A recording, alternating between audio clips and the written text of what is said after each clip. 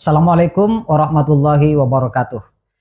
Jumpa lagi dengan saya Muhammad Ali Muhsin sebagai host acara Sapa Legislatif Jawa Pos Radar Madura TV.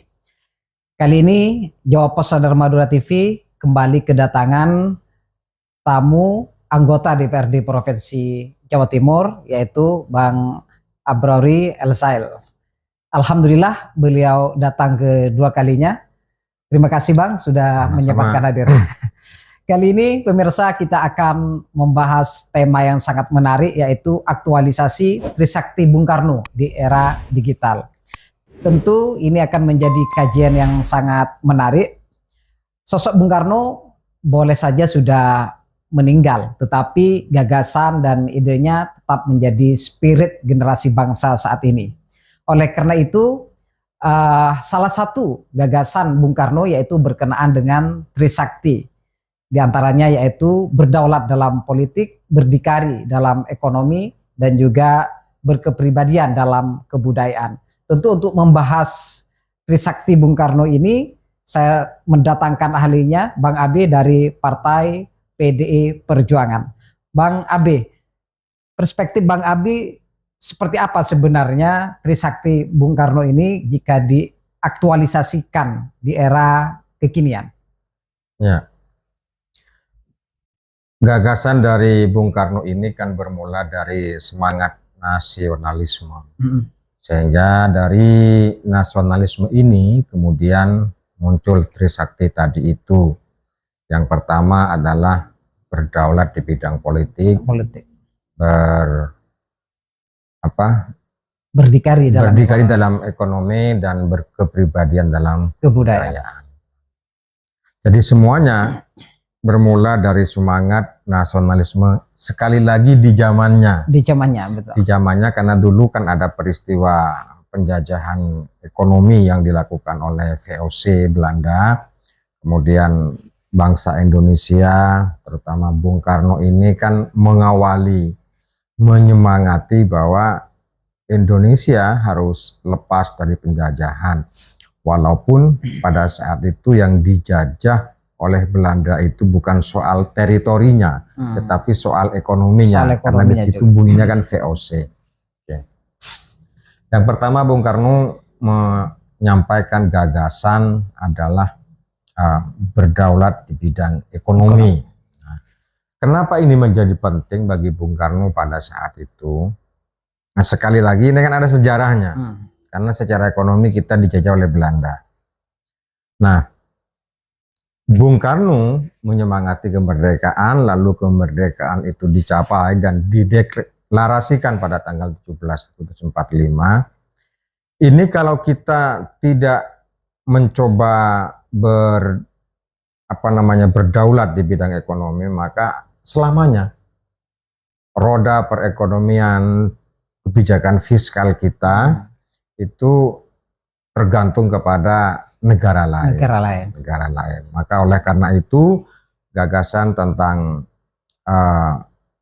kemandirian ekonomi di Indonesia pada saat itu diperjuangkan oleh Soekarno melalui Trisakti, yang antara lain dari Tri itu adalah soal ekonomi biar berdaulat.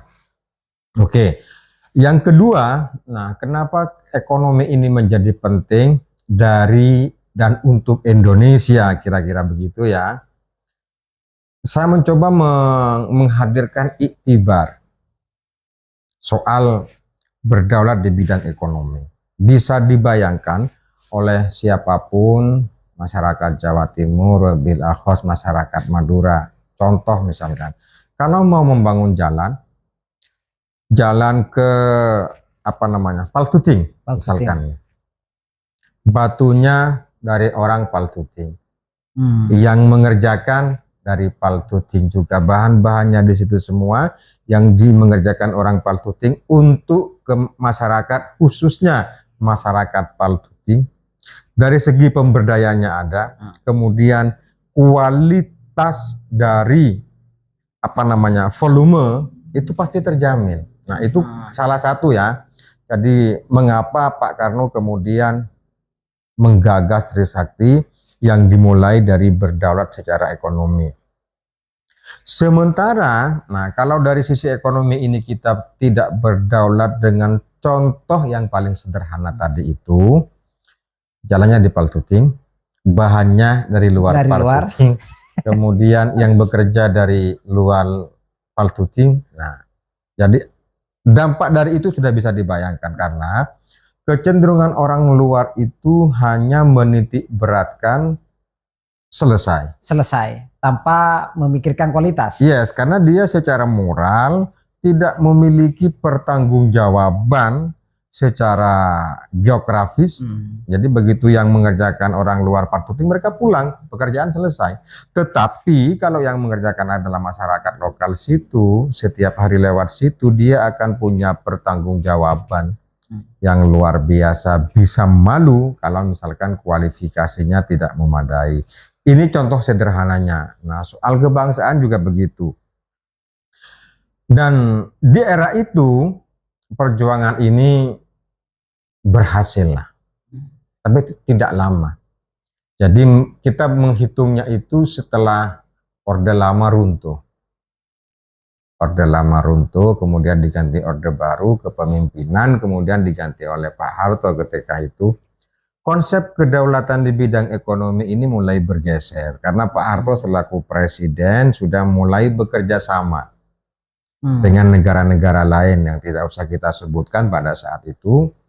Nah, karena sudah bekerja dengan negara lain, maka daerah otonom bangsa ini pelan-pelan tergerus. Kedaulatannya sudah tidak utuh seperti di zaman Orde Lama.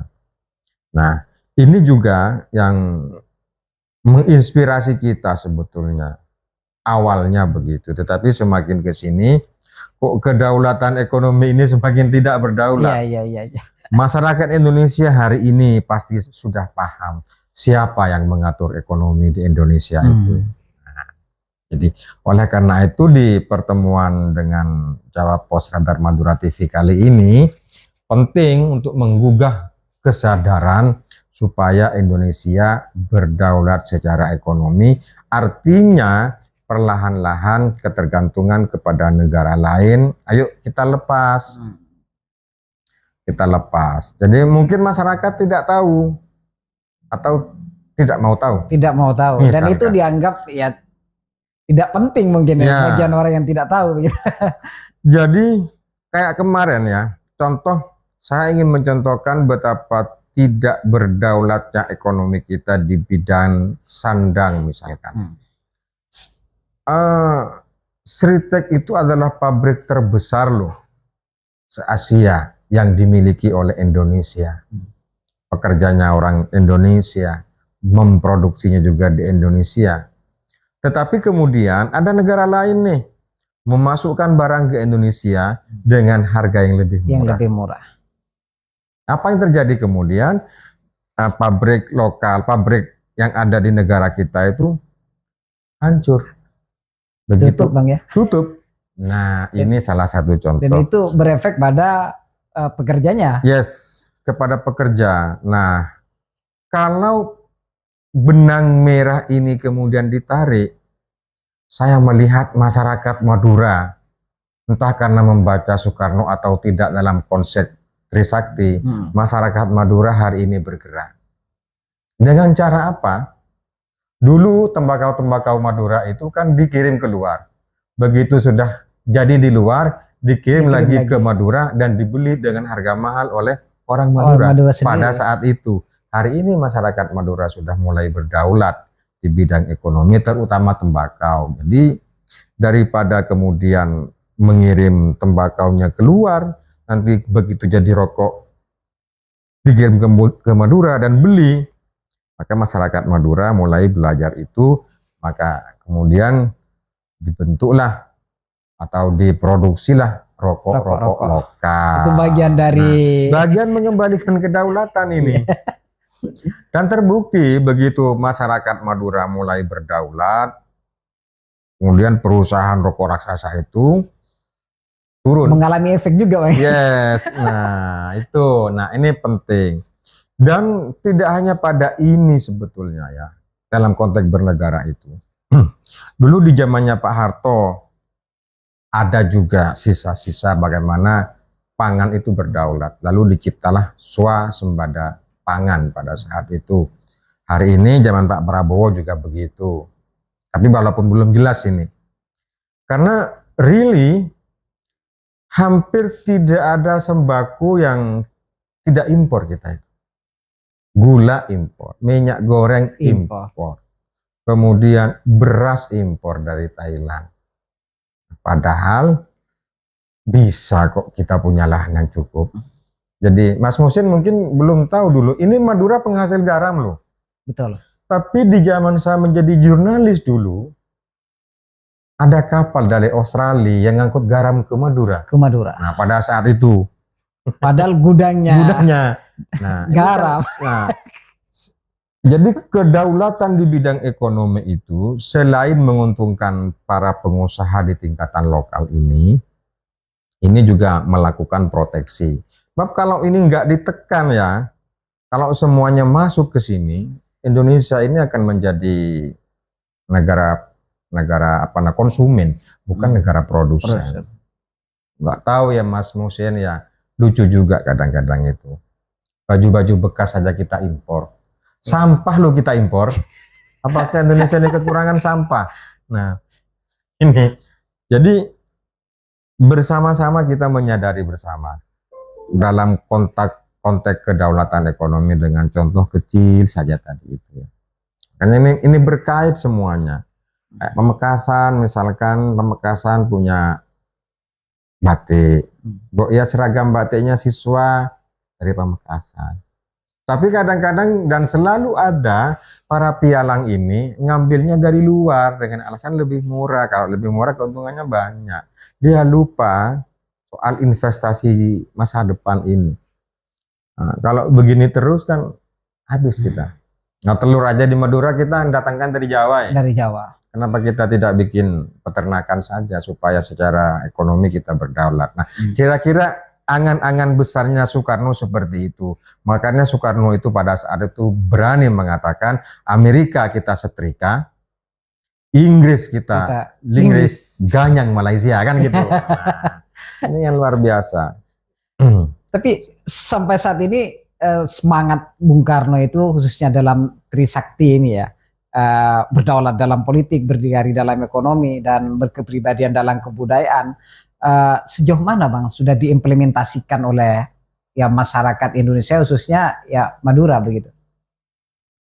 Ya, perkataan Soekarno yang juga paling didengar pada saat itu, ketika kita menghadapi penjajah kata Soekarno, enggak begitu berat. Yang paling berat adalah ketika berhadapan dengan bangsa sendiri. Dan ini terbukti hari ini setidaknya. Oke. Di bidang ekonomi tahulah, jadi yang menguasai pesisir Jawa bahkan sampai ke PIK, sampai ke sanalah ke kemarin yang rumah tiang bambu dan seterusnya itu, jadi orang tahu siapa mereka. Nah, lalu implementasinya seperti sebuah iklan nyaris tak terdengar. Kenapa? Karena selalu ada selalu ada perselingkuhan antara pengusaha dengan penguasa pada ars politik tingkat tinggi. Ini yang kemudian pelan-pelan tapi pasti akhirnya semangat Bung Karno itu tidak terkonfirmasi dengan baik sampai hari ini. Mas Musin bisa jalan kemana-mana ya, pasar-pasar tradisional itu yang berkuasa bukan kita lagi.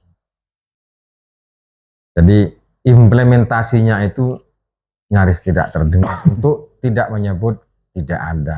Karena jujur soal ekonomi di Indonesia itu hari ini yang menentukan bukan lagi pemerintah ansih, tetapi para pengusaha.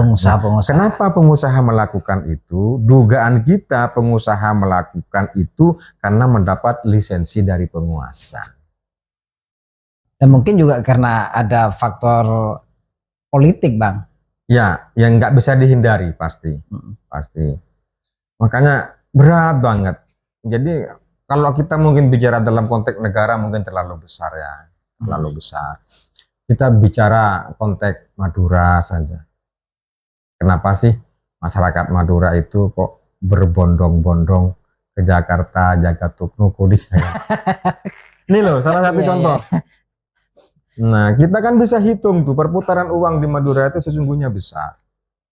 Tetapi mengapa kita memilih opsi itu? Jadi ya karena itu tadi, karena ada kooptasi. Ya, perputaran uang di Indonesia itu kan 60%-nya berputar di Jakarta. Itu yang dikejar oleh masyarakat, manapun, terutama ya tetangga-tetangga kita. Terus ke sana. Sehingga gagal. Jadi pesan-pesan berkaitan dengan Trisakti, terutama soal kedaulatan ekonomi ini, hari ini ya begini situasinya. Masih belum sesuai dengan harapan Bung Karno. Iya, belum sesuai. Oleh karena itu, kembali lagi ini menyemangati nasionalisme berekonomi supaya kita berdaulat. Gak bisa kita tergantung sekarang, sangat tergantung. Jadi ibaratnya gitu ya, kalau dulu Mas Muhsin pernah belajar soal investasi dan seterusnya melalui digital itu. Iya. Begitu pengendali ekonomi yang bukan lagi negara kita itu ngeklik misalkan, internet dimatikan seminggu misalkan. Iya. Apa yang terjadi? Nah, inilah yang berbeda dengan negara-negara yang lain. Saya ingin menyebut kenapa kemandirian ekonomi di luar negeri, terutama Cina yang saya sebut ya. Kenapa di sana sangat berdaulat? Lihat proteksinya. Jadi orang kita tidak sepenuhnya bisa mengetik laptop yang dibuat oleh Cina. Iya, iya. Belum HP-nya. Iya. Aksesnya terbatas kita. Tetapi perangkat yang ada di Indonesia pasti bisa dibaca oleh siapapun, termasuk masyarakat Cina. Beda, kelasnya beda. Jadi kalau Pak Amin Rais itu kelas kita itu bukan kelas produsen, tapi kelas pemamah. Ini yang kemudian perlahan-lahan tapi pasti Indonesia itu tidak berdaulat secara ekonomi. Jadi ada istilah di sini yang kalau pinjam bahasanya ekonom Ihsanuddin Nursi itu, yang Indonesia ini hanya dikendalikan oleh 29 orang. Dan 10 diantaranya ya itu tadi orang-orang yang sudah punya, yang kelasnya sudah kelas naga. Di luar itu ada tadi disebut politisi. Nah, sampai kapan nih? Ya Allah a'lam. Tetapi di momentum di mana hari ini saya bertemu dengan Jawa Pos Radar Madura, JTV menggugah kesadaran bersama bahwa bisa loh sebetulnya kita itu berdaulat di bidang ekonomi. Nah, mumpung Bang Abi mengatakan hal ini sangat bisa dan memungkinkan, kira-kira apa yang perlu kita benahi, Bang? Yang pertama soal yang harus dibenahi itu sistem. Yang kedua itu pola. Yang ketiga itu yang paling penting itu kesadaran. Nah, saya melihat gitu ya. Melihat ada beberapa lembaga tertentu yang sudah berpikir soal kedaulatan. Yang paling sederhana dan yang paling bisa kita baca, lihatlah sekarang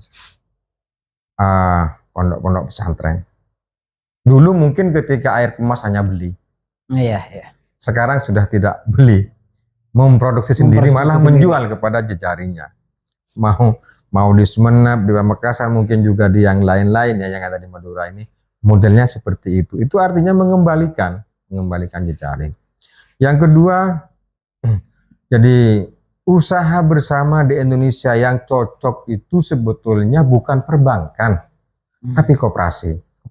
Sekali lagi saya acungi jempol kepada pesantren, ada Kopontren.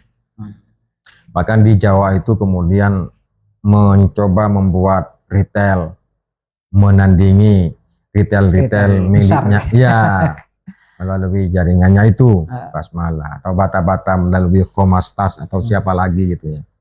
Ini loh, jadi kesadarannya itu tumbuh. Cuma paradoksnya kesadaran yang tumbuh ini tidak sepenuhnya juga tumbuh pada tataran atas. Bisa dibayangkan Mas Musin, jadi kalau kita mau beli sapi itu kan ada di Australia toh. Iya, iya. Oke. Indonesia kalau mau beli sapi Australia ini nggak bisa aturannya itu. Jadi Indonesia kalau mau beli sapi Australia belinya ke Cina dulu nih. Harus ke Cina dulu Ke ya. Cina dulu. Jadi nanti ngirim ke Cina. Nah itu semuanya begitu. Contoh itu barang yang ada di luar, yang di dalam. Nah kita ini kan punya karet ya. Ya. Oke. Untuk menjadi ban mobil itu harus dikirim ke Jepang dulu. Iya, iya. Baru dari Jepang masuk ke Indonesia Masuk ke kita Indonesia. beli. Nah, maka pertanyaannya kenapa kita tidak dirikan pabrik karet di sini? Itu karet. Emas juga begitu. Emas yang dari Timika itu diambil, dilarikan ke Amerika, diolah. Diolah. Begitu jadi emas masuk lagi ke Indonesia dengan harga lebih mahal.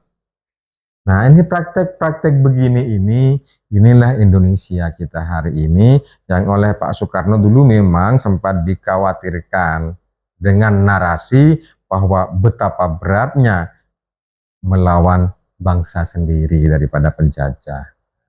Oleh karena itu, hari ini kalau kesadaran tumbuh di mana-mana, udah ekonomi Indonesia bisa jalan. Ini yang terbaru di Raja Ampat. Ya. Bangsa luar itu tidak mungkin kemudian menambang di Indonesia Menambang. kalau dia tidak ada yang menggaransi. Itu saja. Tapi justru ada ini penambangan. Ya, Meskipun banyak yang menyoroti. betul. Makanya menurut saya supaya salah satu dari Trisakti soal kedaulatan ekonomi tadi itu, ya kita bikin pabriknya. Jangan kemudian kita impor lalu barang-barang yang bahan bakunya dari sini. Itu baru beberapa. Yang paling sederhana misalkan. Negara di luar itu dengan barang-barang branded itu ngambil barangnya dari mana? Dari Indonesia. Dari Indonesia. Mau tas Hermes, mau apa, ngambilnya dari Indonesia, di labeling di sana, dibeli lagi oleh kita. Padahal kalau kita beli di Pak Tanggul Angin Sidoarjo, cuma nggak ada mereknya gitu ya. Nah, ini problem kita ya begitu. Problemnya pada konteks apa namanya simbolik. Nah, substansinya nggak kejamah. Nah, itu yang kaitannya dengan kedaulatan ekonomi. Sama di konteks kedaulatan ekonomi juga hari ini, Madura bisa kok, sebagaimana di Jawa, menghidupkan kembali lahan pertanian. Masyarakat kita itu kan enggak ya, jagungnya dijual begitu jadi apa namanya tepung. Kita lagi yang beli nih. Kita beli. Lo mestinya kan buatin dong pemerintah fasilitasi kerjasama dengan pihak swasta bikin di Madura, penghasilan Madura itu apa? Nah, ini baru namanya berdaulat. Termasuk singkong gitu. Singkong, jadi tepung tapioka, begitu jadi tepung kita beli lagi. Kasihan sebetulnya kalau harus terus-menerus begini. Baik Bang, ini apakah perlu juga ada kebijakan-kebijakan pemerintah yang senafas tentunya dengan Trisakti Bung Karno ini? Ya, jadi pertama selain kebijakan soal reedukasi, reedukasi tentang nasionalisme yang basically-nya politik, ekonomi, karena dua hal ini kan nggak terpisahkan. Jadi seberapapun kebijakan yang dibuat, kalau kemudian tidak ada consciousness, kesadaran dari dalam masyarakat Indonesia, kok agak susah juga. Jadi masyarakat kita itu ada kok yang sudah menjaga kedaulatan di bidang pangan setidaknya. Jadi kalau di desa-desa itu uang memang tidak sepenuhnya punya, tetapi sembako, Apakah itu singkong untuk dimakan, jagung untuk dimakan, biasanya ada. Nah, negara ini mestinya berguru loh kepada masyarakat yang tadi perlahan-lahan mendaulatkan itu.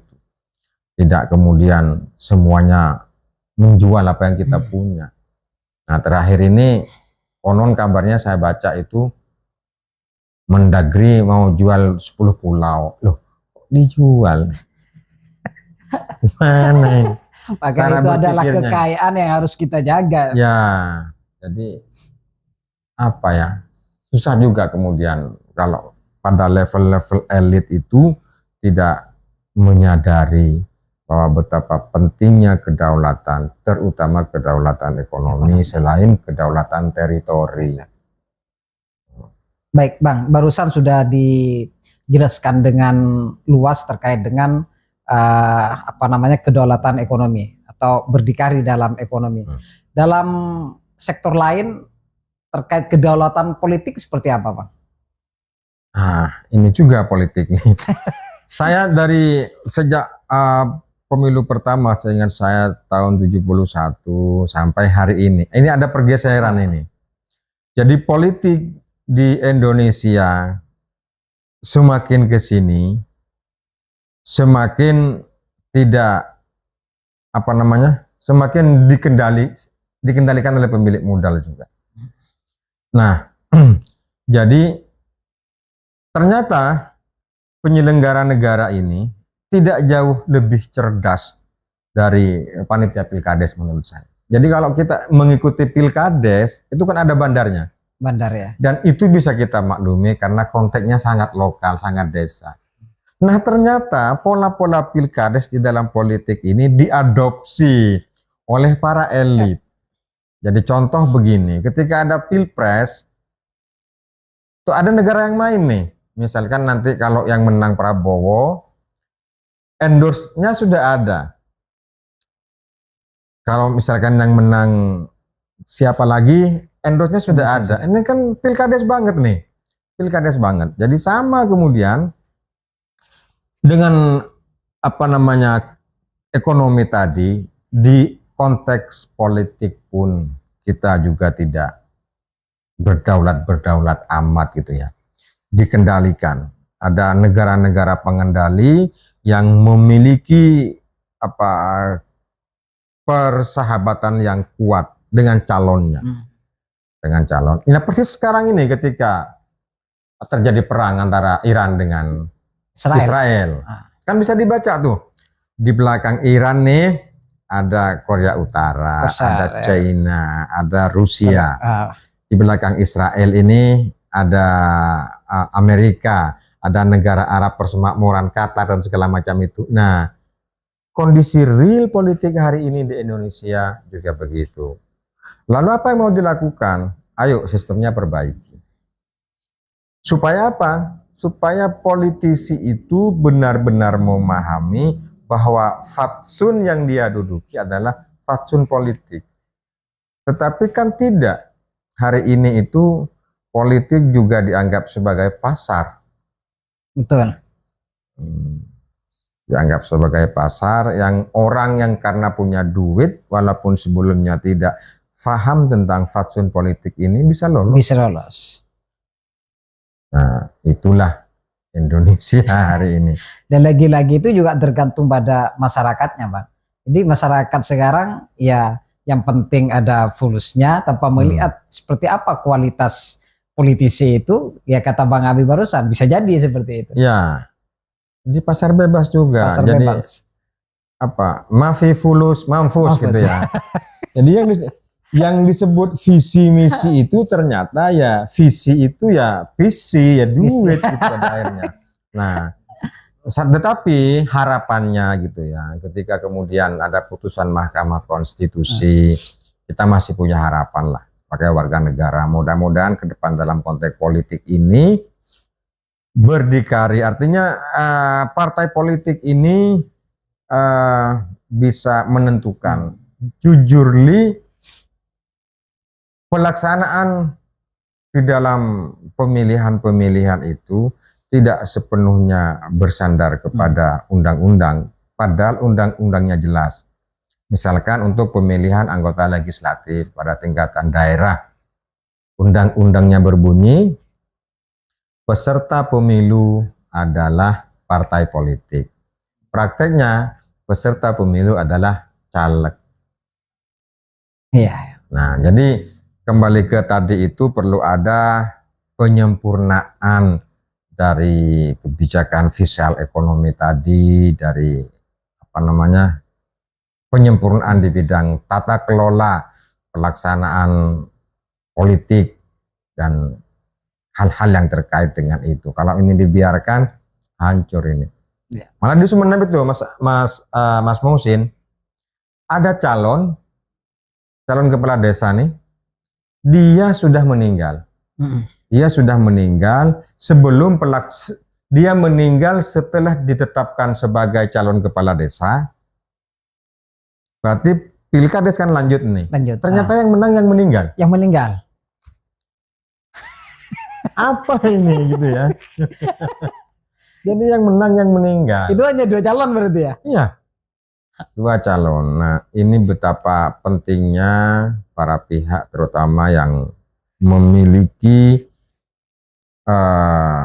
kuasa untuk mengatur regulasi politik itu, ayolah sempurnakanlah. Bahwa di dalam penyempurnaan itu pasti ada yang tidak sempurna, itu iya. Tetapi membiarkan praktek-praktek politik seperti ini negara ini bisa hancur mentalitasnya menurut saya. Iya, baik Bang. Terkait ekonomi sudah, politik sudah, ini terakhir yang berkenaan dengan berkepribadian dalam kebudayaan. Oke, jadi kembali ke kebudayaan ini, saya selain menjadi anggota DPR, saya mengajar juga. Ketika saya tanya kepada mahasiswa saya di ruang kuliah itu, berapa banyak di antara kalian ini yang bercita-cita untuk menjadi budayawan? Tak satu pun yang ngaku. Tak satu pun yang ada. Nah, ini artinya apa? Dianggap tidak prospek mungkin. Nah, ini dia. Jadi selain tadi soal ekonomi, politik, Dan soal kebudayaan, identitasnya sudah mulai kabur, tidak bisa dibaca dengan jelas. Tetapi bukan berarti tanpa harapan. Jadi berkepribadian dalam kebudayaan itu, ayo kita kembali kepada kebudayaan Indonesia. Apa itu kebudayaan Indonesia? Contoh misalkan gitu ya. Kalau dulu itu kalau mau membuang sampah secara sembarangan itu kan malu. Itu contoh paling kecil. Makanya kemudian ada beberapa pengasuh itu, yang pengasuh pondok pesantren, bahwa budaya berakhlak di jalan raya itu penting. Bukan kemudian jadi ada mengalah gitu ya, mengalah. Jadi misalkan tertib, kalau ada macet jangan nyerobot. Jangan nyerobot. Nyatanya kan nyerobot juga gitu ya, buang sampahnya sembarangan. Itu contoh kecil dari budaya-budaya besar yang pernah kita miliki di Republik ini. Oleh karena itu, nah, selain soal regulasi dan seterusnya itu penting, dan reedukasi juga penting. Mas Muhsin mungkin ingat dulu ketika awal-awal Pak Soeharto atau masih zaman Pak Soeharto, begitu ada bantuan, budaya kita kan malu untuk mengatakan kita ini orang miskin, dan karena itu berhak menerima bantuan. Hari ini coba, iya. Semuanya ketika ada bantuan sama-sama mengaku warga miskin. Meskipun sebenarnya saya mampu sebenarnya dia mampu. Nah, ini kan bergeser sudah.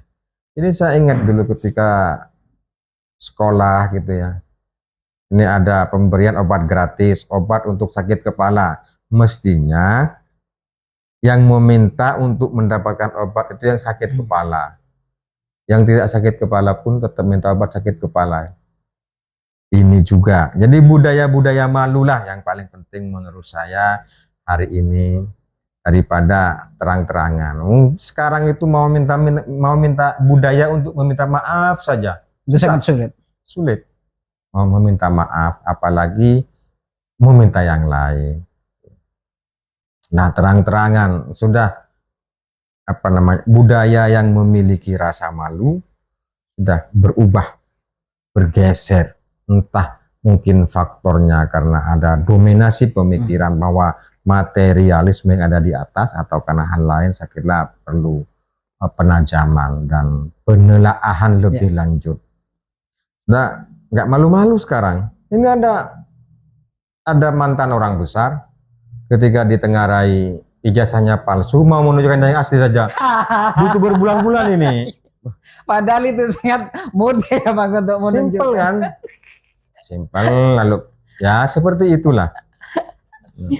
Baik, Bang Abi, tanpa terasa perbincangan kita sudah 30 menit lebih.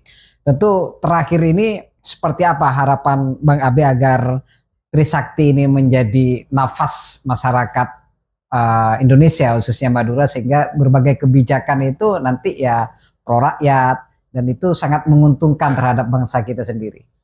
Oke, saya ingin mengambil ilustrasi dan contoh yang dilakukan oleh Kepala Desa Ponggok ya di Jawa Tengah, yang kantor kepala desanya itu lebih besar dari kantor bupati. Nah, jadi Menteri Keuangan Bu Sri Mulyani pernah mengatakan kalau pejabat-pejabat yang lain, kepala-kepala desa yang lain, bahkan bupati antri untuk ketemu saya. Tetapi ternyata untuk datang ke desa Ponggok ini saya yang antri. Nah, itu kata Bu Sri Mulyani.